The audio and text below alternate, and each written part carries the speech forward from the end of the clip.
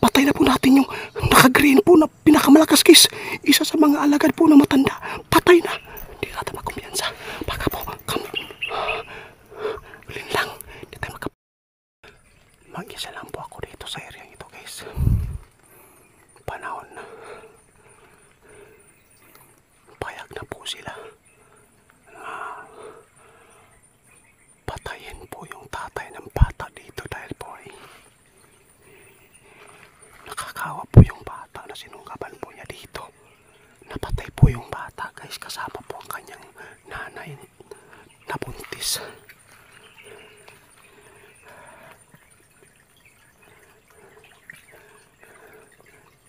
Kasi yung nanay ng bata guys, mananggiti po pala. Ito po yung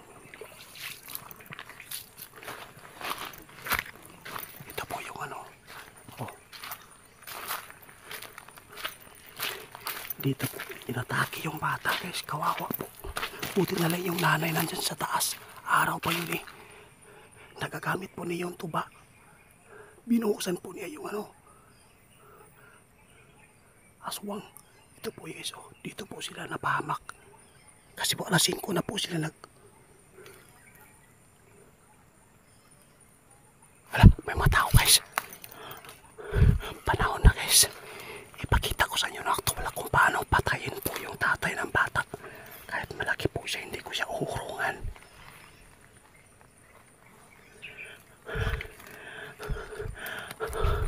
Before tayo sumukod, planuhin natin na mabuti para tayo ay hindi mapapahamak.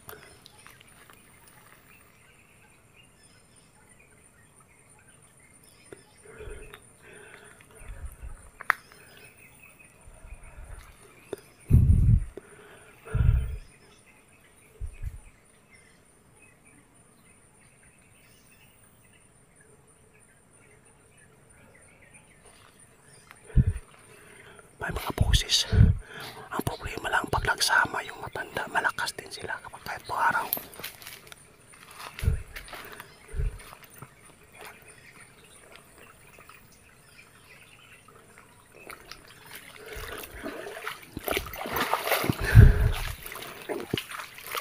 Bumitaw na yung asawa at saka yung anak. Kaysa marami pa daw na mabiktima. Kahapon dito guys, marami pong mga otoridad dito pumunta para hanapin po yung tatay.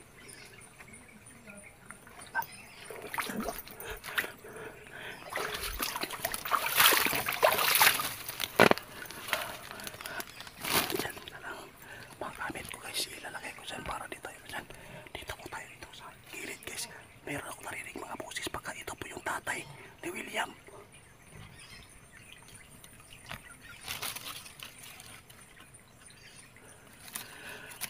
Santom Lokam.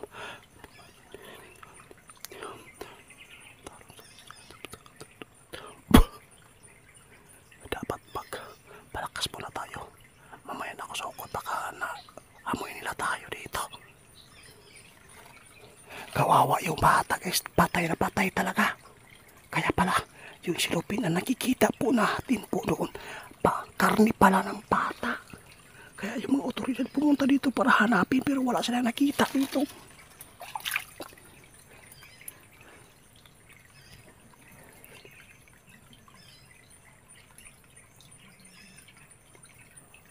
May mga tao sa unahan. Ano kaya tong grupo? Baka marami na sila. Plano sa tadi sa tapas-tapas na magsugod. Bahala na anong masasabi ng mga followers natin dito. Basta ako isisipti ko yung buhay ko kaysa ipapahamak ko doon. Gusto ko talaga mag-isip ng magandang paraan kung paano natin mapatay na hindi tayo masukatan.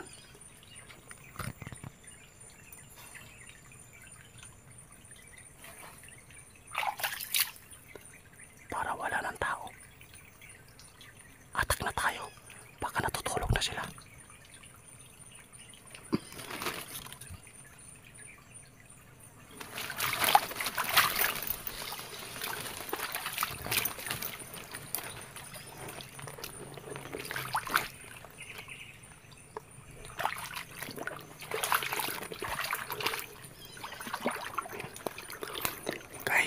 Sinadya ko ito na dito ako po. Dito ako sa tubig dumaan. Nilalagyan ko na po yung katawan ko ng oil at saka yung tubig. Nilagyan ko na ng mga langis.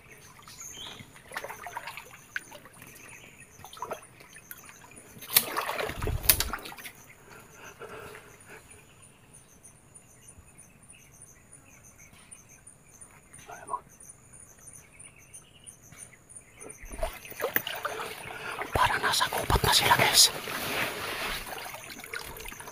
Salamat. Sana po matulog na sila kasi araw na eh.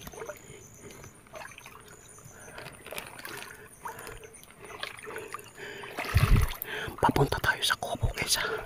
Titingnan natin kung saan natin pwedeng lagyan ng gulong. Dadala natin po bukas ng gulong.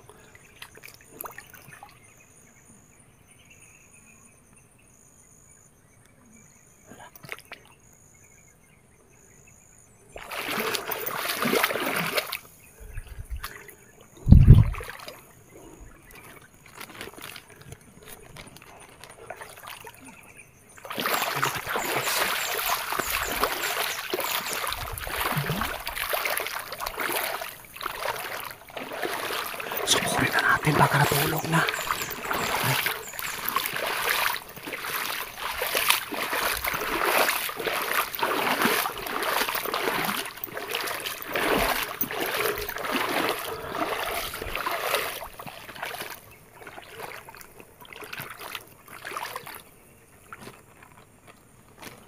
Doon tayo mag-video sa baba, guys. Magpasit pa tayo dito. Wala man, guys. Nawala yung mga narinig kong boses. Subukan ko dito eh.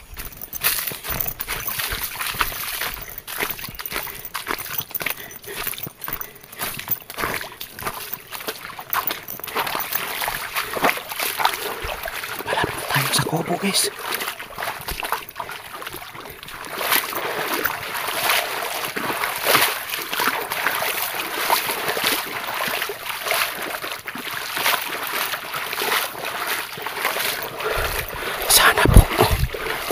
Natin doon sa bahay.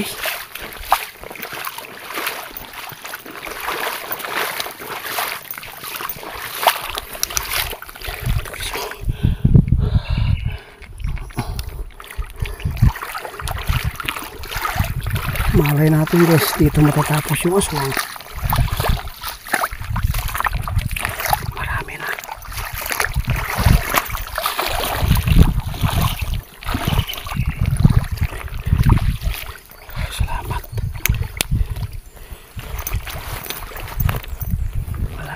Sa kubo, guys.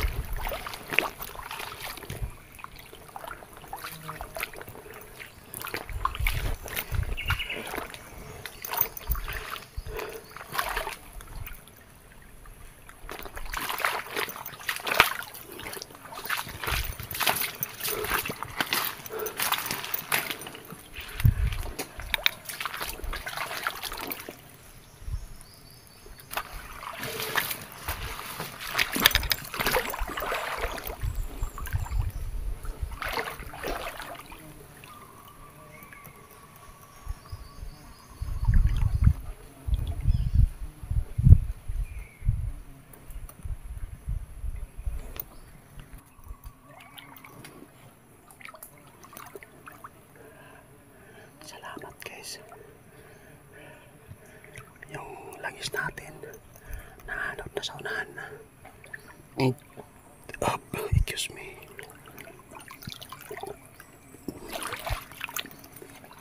Basta may narinig po ako, dami nila kanina mga boses.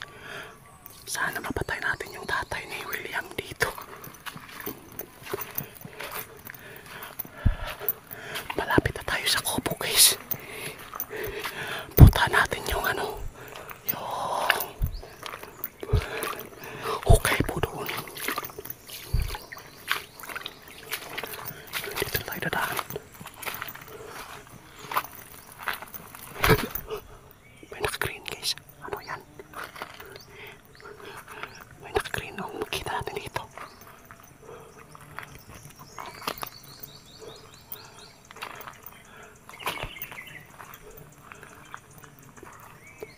Naligo, guys.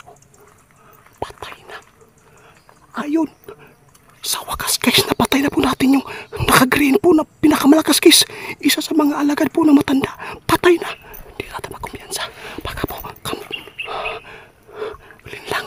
Hindi tayo magkapante. Nakababad pa sa tubig guys. Oh, naliligo po siya. Gali siya naliligo. Na, salamat po sa langis ni Bro Larry guys.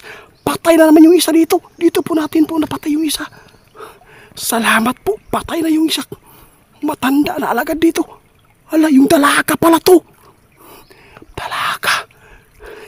Patay. Salamat. Ayun guys. Ito na. Dalaga pala to guys. Pinahinawaan lang pala ito. Hindi kaya pala malakas. Subukan ko guys ha. Kung patay na to, hindi na to gagalaw. Santong! Lukam! Wala na gino. Sus! Salamat. Mayroon naman po tayo napatay dito guys. Ngayon, ang gagawin ko dito, susunugin ko. Pero bawal po tayo manonog kung ipapakita sa inyo. Patay na. Day! Day! Inday? Pagkaluoy yun ninyo day. Kung hindi kayo nagpadala sa matandang aswang dito, hindi kayo magkakaganyan. Ngayon, ang gagawin ko, no choice po tayo, kundi sunugon ta mo. Para wala na balikan pa ang tiguang diri. Ngayon guys, malapit po tayo sa kubo. Punta natin kubo. Before tayo matapos dito sa pagsunog, kukuha muna tayo ng kahoy at saka yung ng mga niyog po para masunog na po.